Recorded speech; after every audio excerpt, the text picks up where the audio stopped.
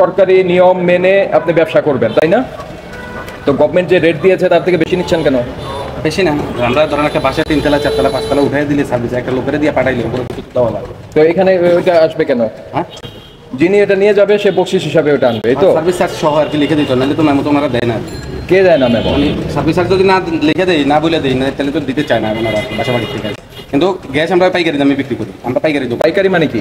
মানে পাইকারি মানে খুচরা, আমরা তো ভক্ত মানে বাসা বাড়িতে খুব কম রেটে, আমরা রিটেলার মানে আমাদের থেকে রিটেলার। Very good. তাহলে রিটেলারদেরকে যে দিচ্ছেন এটা তাহলে 3500 আপনি 5000 টাকা বিক্রি করছেন কিভাবে? 1400 করে রাখছেন। মানে অনেকে দেখে বাসা বাড়ি যদি দিয়ে আসেন সেই মূল্য কি আপনি নির্ধারণ করে দিবেন? সেটা দুই পক্ষের আলোচনার ভিত্তিতে এটা নির্ধারণ করতে হবে। এটা কিভাবে ই হয়?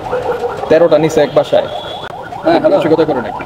না 13টা নেট একটা নিচে 1400 রাখছে, আগের কপি দাগ করছে স্যার। আপনার ইয়েতে গুলশান কি আর ধানমন্ডি? ধানমন্ডি কোথায় বাড়িয়েছেন? ধানমন্ডি 27। সেটা কি রিটেলার দোকান? হ্যাঁ, না না রিটেলার না, বাসা বাড়ি। বাসা বাড়িতে 6 পিস লাগছে। আচ্ছা, তাহলে আপনি যদি পরিবহন চার্জ নেন সেটা তো আপনাকে আলাদা যোগ করে দেখাতে হবে, এবং সেটা দুই পক্ষের আলোচনার ভিত্তিতে। আপনি তো অন্যান্য ঘরে লিখবেন আপনি পরিবহন চার্জ। আপনি এখানে 5200 করে, মানে কি আপনি 5200 করে বিক্রি করেছেন? হ্যাঁ। দ্বিতীয় কথা, সরকার এই মাসের সেই মূল্যটা আপনাকে সহজে দৃশ্যমান স্থানে প্রদর্শন করতে হবে। করেছেন? করা নাই কোথাও। এটা কবেটা করে রাখছেন? এটা 24 সালে।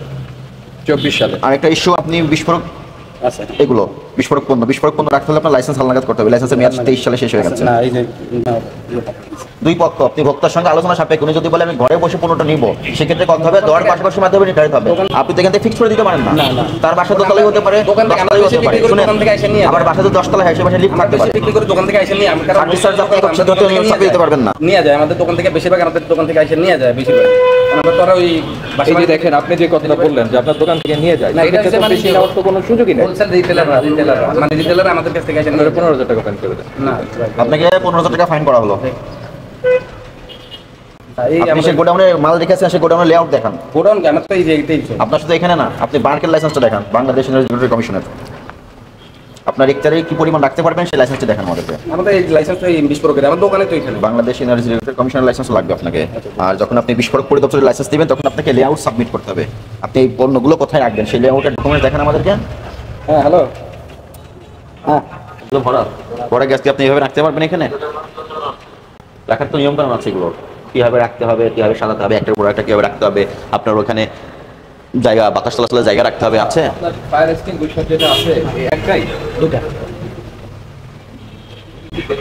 হ্যাঁ, আজকে ফায়ার লাইসেন্স আমি জমা দিয়েছি। দেখান তো, টিউবটা খুলিয়ে দেখান।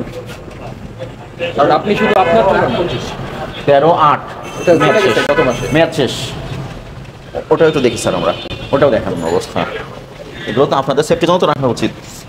ভাই আপনি একটা দুর্ঘটনা